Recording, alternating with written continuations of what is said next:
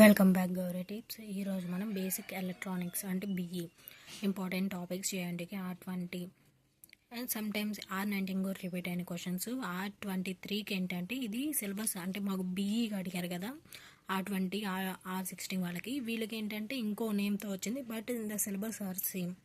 అలాగే JNTU A వాళ్ళు కూడా సేమ్ సిలబస్ అనమాట.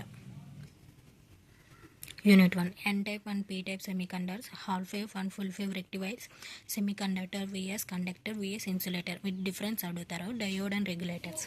Unit 2 Geno diode and optical diode, varactor diode. ఇవి 7 మార్క్స్కి లేదని 14 మార్క్స్కి డైరెక్ట్గా అడగవచ్చు.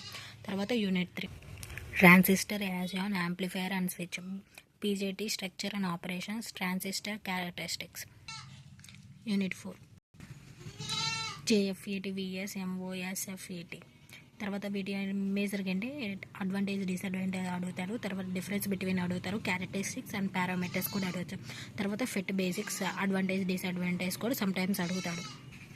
Unit 5 most repeated question silicon control rectifier, unique junction transistor, photo transistor, optical couples.